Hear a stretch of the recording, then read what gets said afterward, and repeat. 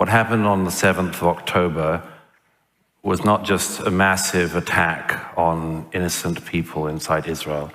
It was the equivalent to about 6,000 Canadians being massacred and burned in their homes in one day. It was the equivalent of about 1,500 of your fellow Canadians being taken hostage.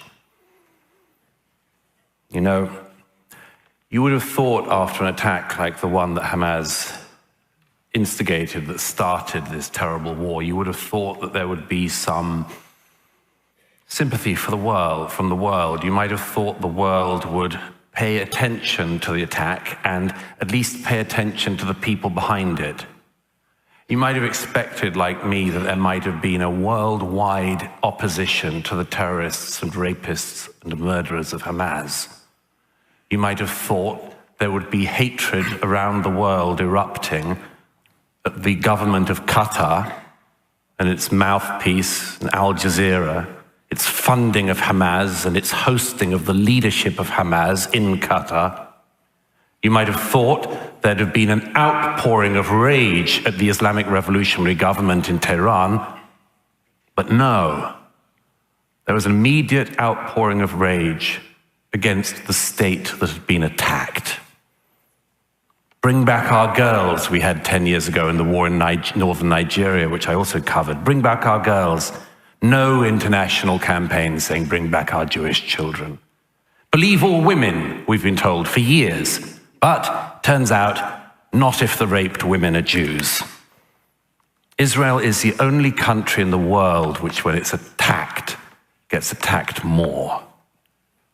You know, the interesting thing about anti-Semitism is, as my late friend Jonathan Sachs said, it's a shape-shifting virus. It moves across the centuries. When you could hate people for their religion, the Jews were hated for their religion.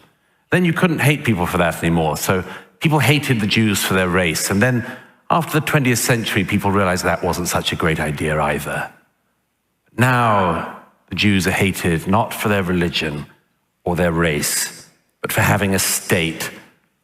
People around the world hate them so much for it that Israelis are attacked when they have hostages taken, and this is to remember the 100 hostages still in captivity in Gaza, who, if they were given back by Hamas today, the war would be over. And they're also attacked when they rescue their hostages.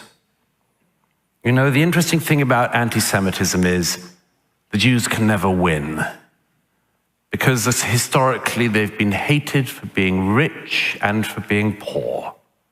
They've been hated for integrating and for not integrating.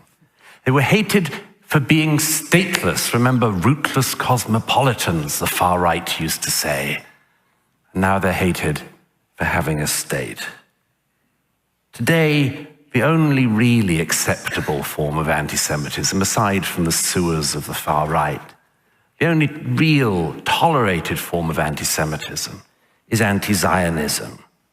And Zionism, as we just heard, is simply the right of the Jews to self-determination in their historic homeland. That's all. Anti-Semitism, as we've also just heard, is double standards against Jewish people, or cruel and unfair treatment of people because they're Jews. This isn't very far away from home here.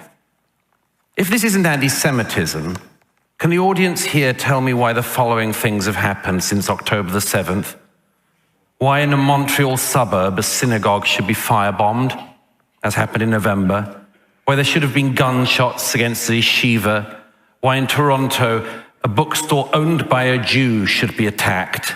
Why a Molotov cocktail was thrown through a Jewish community center in Montreal? Why a Toronto Jewish deli in North York was firebombed? Why in Toronto the Orthodox synagogue was vandalized? Why in Toronto 2 men opened fire the other week on a Jewish girls' school?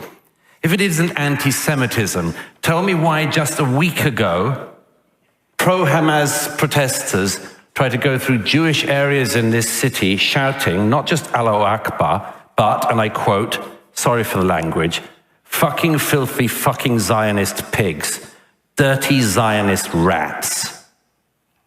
Have you heard that language before? The Jews have.